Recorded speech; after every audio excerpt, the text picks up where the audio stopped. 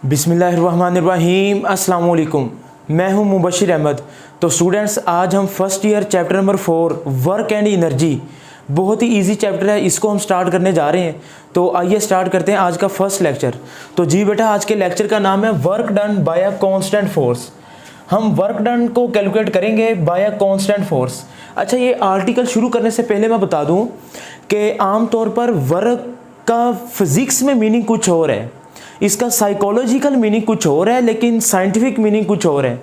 यानी कि आम तौर पर हम देखते हैं कि एक बंदा अगर उसने एक बाल्टी है पानी की, वो हाथ में उठाई हुई है, तो हम कहेंगे ना वो वर्क कर रहा है। लेकिन फिजिक्स के मुताबिक वर्क की डेफिनेशन ये नहीं है। मैं ये बता दूं कि वो हमें लग रहा है कि एक बंदे ने बाल्टी उठाई है तो वो वर्क कर रहा है, लेकिन ये है साइकोलॉजिकल। लेकिन फिजिक्स के मुताबिक वर्क की डेफिनेशन क्या है, अभी मैं इंग्लिश में बताता हूँ, लेकिन ना पहले ज़रा इसको चीज़ को ज़रा आपने समझना है। फिजिक्स के मुताबिक वर्क तब होता है जब किसी चीज़ पर फोर्स लगे और वो चीज़ उस फोर्स की सीमत में कुछ फासला तय करे। यानी कि आप मेरी बात को तवज्जो से सुनिएगा, मैं क्या कहना चाह रहा हूँ। अगर किसी चीज़ पर कोई फोर्स लगे और वो चीज़ उसी फोर्स की सीमत में कुछ फासला भी तय करे तो फिर वर्क होगा, अदरवाइज वर्क नहीं होगा। एक तो मिसकंसेप्शन भी बच्चों के जहन में हम लेक्चर के साथ साथ कवर करते जाएंगे, तो आपने ये बात अब जहन में रखनी है। किसी चीज़ पर फोर्स लगे और वो चीज़ कुछ फासला भी तय करे, जब कुछ फासला तय होगा तो वर्क होगा। तो आइए ज़रा इस चीज़ को पढ़ते हैं हम। तो जी बेटा, work done by a constant force, इसकी जो स्टार्टिंग पॉइंट है वो हम देखते हैं कि हमारी बुक में ना एक डायग्राम बनाई हुई है जो कि एक लॉन मूवर बनाया हुआ है। ये मेरे पास एक लॉन मूवर है जिसको आप घास काटने वाली मशीन भी कहते हैं। तो this is a lawn mower. अब ये एक बंदा है जी, इसको फोर्स लगा रहा है, दिस इज़ फोर्स एफ। अच्छा, ये फोर्स लग रही है इसके ऊपर, और फोर्स एक वेक्टर क्वांटिटी है, और ये एक्स एक्सिस के साथ एंगल क्या बना रहा है जी, थीटा। एक्स एक्सिस के साथ क्या एंगल बना रही है, थीटा। अच्छा बच्चे, जब मैं इस फोर्स के कंपोनेंट करूंगा तो एक फोर्स का ये कंपोनेंट बन जाएगा, this is called F x, इसको मैं एफ एक्स कहूंगा, और ये बन जाएगा एफ वाई। तो ये हॉरिजॉन्टल कंपोनेंट है और ये वर्टिकल कंपोनेंट है फोर्स एफ का। तो ये पॉइंट ए है। तो जब जाहिर बात है, ये इसको मैं लिख देता हूं, इसका नाम क्या है जी, लॉन मूवर, घास काटने वाली मशीन। जब इस चीज़ के ऊपर ये जो डंडा सा इसका है, ये इसके टायर हैं, जब हम घास काटेंगे फोर्स लगाएंगे तो ये कुछ फासला तय करके आगे भी जाएगी। तो इसको मैं कहूँगा इसने डिस्प्लेसमेंट तय किया पॉइंट ए से पॉइंट बी तक। तो जाहिर बात है, अब आप देखें कि वर्क डन में फोर्स का कौन सा कंपोनेंट हेल्प कर रहा है, इसका एक्स कंपोनेंट, जिस which is equal to f cos theta, और एफ वाई किसके इक्वल होता है, एफ साइन थीटा के। मैं उम्मीद करता हूं कि आपने चैप्टर नंबर 2 में ये चीज़ें पढ़ी होंगी। तो ये हेड टू टेल रूल बनेगा बच्चे, एफ एक्स एफ वाई, ये रेक्टेंगुलर कंपोनेंट्स है और ये फोर्स आ गया, ठीक है। अब वर्क का फार्मूला मैं लिख लेता हूं जी, W is equal to f dot d, f dot d. बच्चे, इस फार्मूले को आपने अंडरलाइन कर लेना है कि यही इसकी डेफिनेशन भी बन जाएगी ना। हमारी बुक में 2 डेफिनेशंस लिखी हुई हैं वर्क की, अभी मैं बताता हूँ। लेकिन इधर मैं एक बहुत ही इंपॉर्टेंट आपको बात बताने जा रहा हूँ। ये जो वर्क का फार्मूला ना, W is equal to f dot d, ये सिर्फ और सिर्फ उस जगह पर अप्लाई होगा जहां पर फोर्स कांस्टेंट होगी, फोर्स कांस्टेंट हो और डिस्प्लेसमेंट फ्लैट हो। फ्लैट का मतलब है सीधा। तो बच्चे, ये बात बड़ी ही इंपॉर्टेंट है, W is equal to f dot d, ये जो वर्क का फार्मूला है सिर्फ और सिर्फ उस जगह पर अप्लाई होगा जहां पर फोर्स कांस्टेंट होगी और जो आपका रास्ता है वो सीधा हो। अगर फोर्स वेरिएबल होगी तो वहां पर ये फार्मूला अप्लाई नहीं होगा। अब इससे अगला टॉपिक है work done by a variable force. तो आप कहेंगे सर उधर भी हम ये फार्मूला लगाएंगे, उधर मैं आपको हल बताऊंगा ना कि उस वेरिएबल फोर्स को हमने कांस्टेंट करना कैसे है और टेढ़े मेढ़े रास्ते को हमने सीधा कैसे करना है, उसको छोटे छोटे हिस्सों में तकसीम करेंगे। तो ये तो नेक्स्ट टॉपिक है ना। लेकिन आप फिलहाल इस वाले पे तवज्जो करें, ये फार्मूला सिर्फ और सिर्फ उस वक्त अप्लाई होगा जब फोर्स कांस्टेंट हो और डिस्प्लेसमेंट फ्लैट हो, सीधा हो। अगर फोर्स वेरिएबल होगी तो ये फार्मूला अप्लाई नहीं होगा, अगर डिस्प्लेसमेंट टेढ़ा मेढ़ा होगा तो ये फार्मूला अप्लाई नहीं होगा। तो ये 2 कंडीशंस हैं। तो जी बच्चे, वर्क की जो आसान सी डेफिनेशन है पहले तो हम वो लिख लेते हैं। तो क्या इसकी डेफिनेशन बन जाएगी, it is a dot product. आप डॉट प्रोडक्ट की जगह पे स्केलर प्रोडक्ट भी लिख सकते हैं, हमने चैप्टर नंबर 2 में पढ़ा हुआ है ना, dot product of force and displacement, dot product of force and displacement, dot product of force and displacement is called work. एक तो ये डेफिनेशन है। अच्छा, या इसकी जगह पे आप दूसरी डेफिनेशन भी लिख सकते हैं। अब वो पहले मैं बता दूं कि इसको आपने याद कैसे करना है। देखें, W is equal to f dot d है ना फार्मूला। जब आप डॉट प्रोडक्ट खत्म करते हैं तो क्या आता है जी, F D cos theta, F D. तो अब कॉस सीटा को आप अलग कर लें तो मैं क्या लिख सकता हूं, एफ कॉस सीटा इंटू डी। तो मैंने एफ के कॉस सीटा को एफ के साथ लिख दिया, तो एफ कॉस सीटा इंटू डी। अब ये डी क्या है, this is the magnitude of displacement, ये डायरेक्शन तो इसकी ये है ना। और व्हाट इज एफ कॉस सीटा, ये बच्चे जो एफ एक्स है।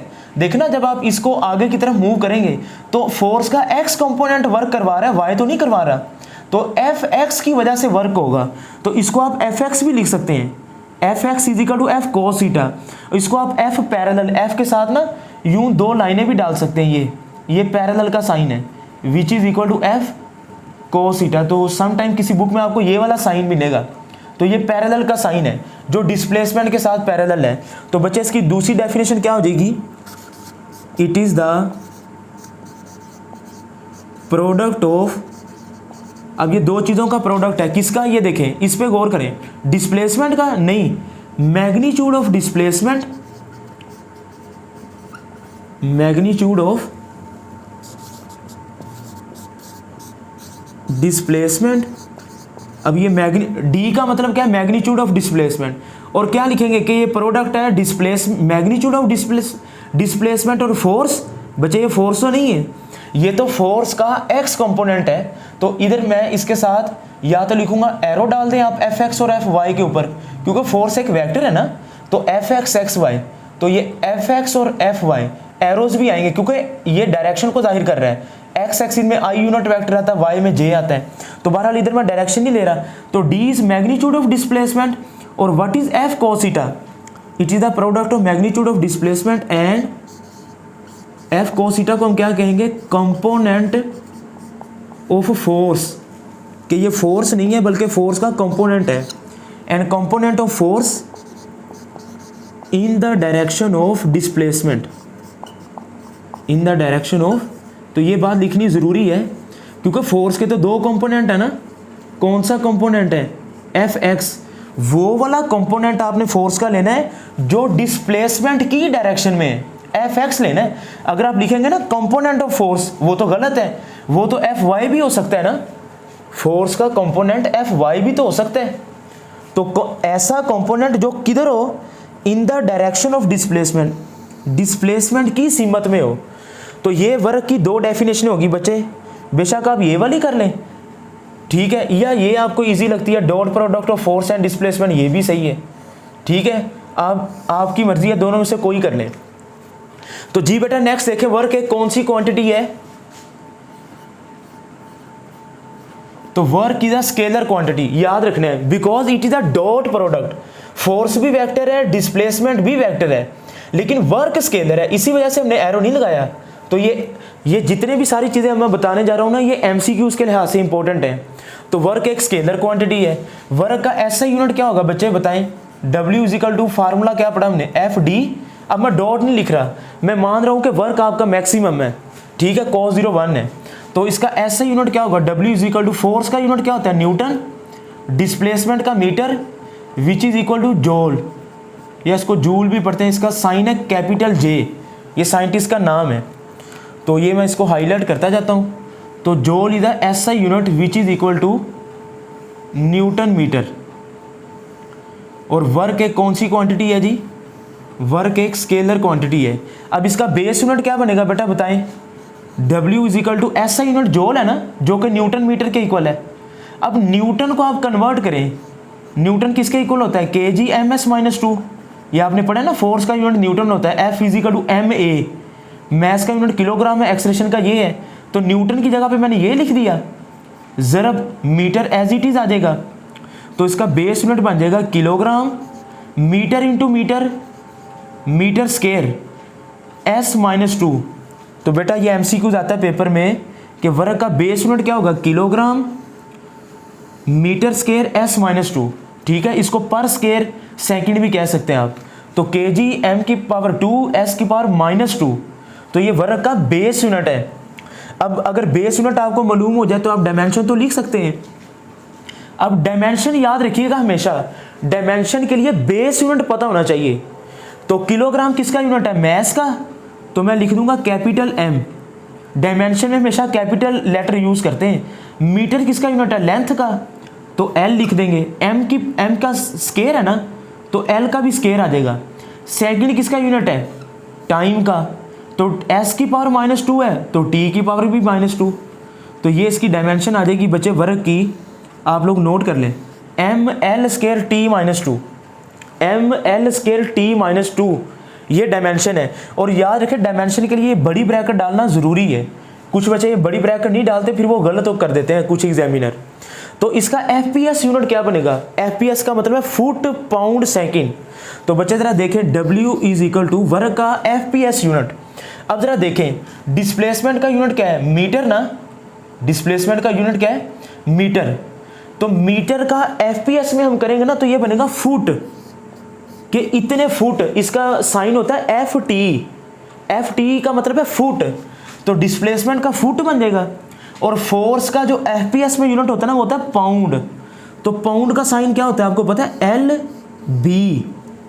तो ये foot into pound, foot pound, this is the FPS unit of work. ठीक हो गया। अच्छा जी, अब इसका CGS यूनिट क्या होता है बेटा वर्क का, CGS का मतलब है सेंटीग्राम, सेंटीमीटर, ग्राम, सेकंड। ठीक है, तो CGS यूनिट होता है वर्ग का अर्ग, या कुछ लोग इसको अर्ज भी पढ़ते हैं, तो आप कुछ भी प्रोनाउंसिएशन ले सकते हैं, ERG, this is the CGS unit. अच्छा, इसका रिलेशन आप लोगों ने याद रखना है, वर्ग का ऐसा यूनिट जोल है ना कि 1 जोल इज इक्वल टू 10⁻7 अर्ग। तो ये पेपर में MCQ आता है, आप लोग नोट कर लें। अब ये इसके इक्वल आया कैसे है, मैं आपको समझा देता हूँ। तो ये इसका रिलेशन है, 1 जोल किसके इक्वल होता है, 10⁻7 अर्ग। अब ये कैसे है, हम लेफ्ट हैंड साइड को राइट हैंड साइड के इक्वल प्रूव कर लेते हैं। तो मैं इसका छोटा सा प्रूव आपको दे देता हूँ। लेफ्ट हैंड साइड ले लें, 1 जोल किसके इक्वल है, जोल किसके इक्वल होता है, न्यूटन मीटर, न्यूटन मीटर लिख दें। न्यूटन किसके इक्वल है, kg ms-2 ज़रब m। तो क्या लिखेंगे हम, इसको थोड़ा सा इधर कर लें ताकि kg m⁻m, m square, S-2। अब आप देखें इसको CGS में क्या मतलब है, किलोग्राम को ग्राम में ले जाएंगे तो 1 किलोग्राम में कितने ग्राम होते हैं, 1000 ग्राम। और मीटर को सेंटीमीटर में, 1 मीटर में, ये C का मतलब सेंटीमीटर, 100 सेंटीमीटर, उसका मीटर का स्केयर है तो इसका भी स्केयर, S⁻-2 तो एज इट इज रह जाएगा ना। इसको जरा क्लोज व्यू दे दें जी एक मरतबा। ठीक है, तो क्या बन जाएगा बच्चे, अब 100 का स्केयर है, 100 का स्केयर, तो कितने 4 जीरो आ जाएंगे ना, 4 जीरो ये और 3 ये, तो ये 10⁻7 नहीं बन जाएगा। तो 10⁻7 ग्राम सेंटीमीटर स्केयर S-2। तो ये जो ग्राम सेंटीमीटर स्केयर है ना, ये अर्ग के इक्वल होता है। तो आपको समझ आया कि 1 जोल किसके इक्वल आ जाएगा, 10⁻7 अर्ग। तो ठीक है जी, ज़रा आप इस चीज़ पे तवज्जो करें। नोट बच्चे याद रखिएगा, work have same dimension, work have same dimension as that of torque. ये आपने चैप्टर नंबर 2 में टॉर्क का टॉपिक पढ़ा होगा, टॉ इज इक्वल टू R×F, उसका यूनिट भी क्या होता है, न्यूटन मीटर। अब इधर एक MD कैट में बड़ा प्यारा MCQ है, अगर मैं आपको बता दूं तो वर्क और टॉर्क की डायमेंशन सेम होती हैं। मेरी बात को आपने बड़े गौर से सुनना है, वर्क और टॉर्क की डायमेंशन सेम है, लेकिन वर्क और टॉर्क का ऐसा यूनिट सेम नहीं है। अब शायद मेरी बात सुनकर कुछ बच्चों को शौक लगा हो, सर ये क्या बात हुई, वर्क का यूनिट जहां पर भी आप बोलेंगे ना, वर्क का ऐसा यूनिट होता है joule, which is equal to newton metre. लेकिन आप कहेंगे सर टॉर्क का भी यही होता है, बच्चे आपने कभी भी, मैं गारंटी देता हूँ, आपने ये लिखा देखा ही नहीं होगा कि टॉर्क का ऐसा यूनिट जूल है। टॉर्क का ऐसा यूनिट होता है newton metre, r cross f आपने पढ़ा होगा। अब आप कहेंगे सर न्यूटन मीटर जूल के इक्वल तो है। हम टॉर्क के केस में हम लिखेंगे the SI unit of torque is newton metre, लेकिन उसको जूल नहीं कहेंगे टॉर्क के केस में। उसकी वजह पता है क्या है? क्योंकि वर्क स्केलर है, टॉर्क वेक्टर है, तो स्केलर और वेक्टर क्वांटिटीज इक्वल नहीं होती। चैप्टर नंबर 2 में हमने पढ़ा। तो जब इक्वल नहीं होंगी तो उनका ऐसा यूनिट भी सेम नहीं होंगे। तो जब भी आपने लिखना है ना the SI unit of work is joule, हाँ वो न्यूटन मीटर के इक्वल है, लेकिन टॉर्क का ऐसा यूनिट क्या होगा? Newton metre. उधर जूल नहीं लिखना क्योंकि ये स्केलर वेक्टर का कॉन्सेप्ट है। हाँ इनके बेस यूनिट सेम है, इनकी डायमेंशन सेम है, लेकिन वर्क और टॉर्क का ऐसा यूनिट सेम नहीं है। हाँ इनकी डायमेंशन भी सेम होगी, ठीक है। तो जी बच्चे ये ज़रा आप इस चीज़ को नोट कीजिएगा। तो फिर हम नेक्स्ट स्पेशल केसेस पढ़ते हैं। तो जी बेटा अब हम इसके स्पेशल केसेस पढ़ते हैं जो कि एमसीक्यूज़ के लिहाज से बड़े इंपॉर्टेंट हैं, शॉर्ट क्वेश्चन में भी पूछे जा सकते हैं। If theta is less than 90 degree, अगर थीटा 90 डिग्री से कम हो तो पहली बात तो आपने याद रखनी है कि ऐसे एंगल को हम अक्यूट एंगल कहते हैं। अक्यूट एंगल, अगर थीटा 90 डिग्री से कम हो तो मसलन 89 है, 87 है, 80 है, 70, 60, 90 से कम हो तो बच्चे आपने वर्क का फार्मूला क्या पढ़ा हुआ? W = F dot d dot खत्म करें cos थीटा।